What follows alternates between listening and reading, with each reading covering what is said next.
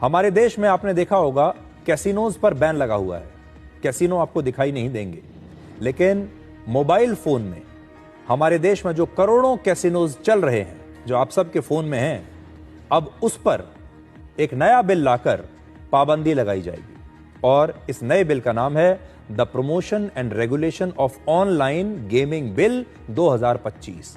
और आज लोकसभा में यह बिल पारित हो गया और हो सकता है बहुत जल्दी यह कानून बन जाएगा। इस बिल से ऑनलाइन गेमिंग को नियंत्रित किया जाएगा और कोई भी ऑनलाइन गेम्स जिसमें लोग अपना पैसा लगाते हैं और जीतने पर वो पैसा कमाते हैं, उन पर रोक लगा दी जाएगी और ऐसे गेम्स को हम ऑनलाइन मनी गेम्स कहते हैं। इस बिल में 4 बड़ी बातें हैं। पहली बात, ऑनलाइन मनी गेम्स की सर्विस देना, उसका संचालन करना और यहां तक कि उसका प्रचार करना भी अब गैर कानूनी होगा। दूसरा, अगर कोई ऑनलाइन मनी गेम्स ऑफर करता है या उसका प्रचार करता है तो उसे 3 साल तक की जेल और 1 करोड़ रुपए तक का जुर्माना या फिर दोनों हो सकते हैं।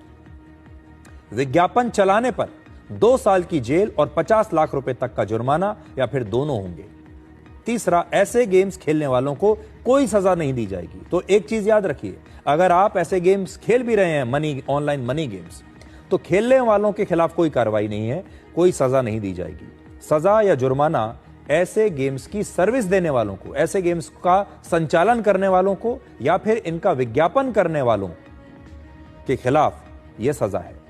और चौथा, गेमिंग इंडस्ट्री को नियंत्रित करने के लिए अब एक अलग अथॉरिटी बनाई जाएगी जो यह तय करेगी कि ऑनलाइन मनी गेम्स कौन से हैं और यानी इस श्रेणी में कौन कौन से गेम्स आएंगे, और बिना पैसे वाले गेम्स या फिर इलेक्ट्रॉनिक स्पोर्ट्स को बढ़ावा दिया जाएगा जिसमें खिलाड़ी अकेले या फिर टीम के रूप में एक दूसरे के साथ खेल सकते हैं। इस बिल के दायरे में स्किल बेस्ड गेम्स और चांस बेस्ड गेम्स दोनों हैं।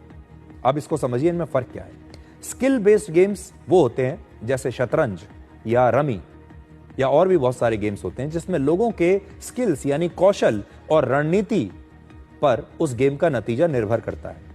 अगर आप अच्छा खेलना जानते हैं तो आप जीतेंगे क्योंकि आपके पास वो स्किल है। और चांस बेस्ड गेम्स होते हैं जो लॉटरी की तरह होते हैं, जिसमें नतीजा लॉटरी की तरह आता है, जो या तो आपकी किस्मत पर आधारित है या फिर संयोग पर निर्भर करता है।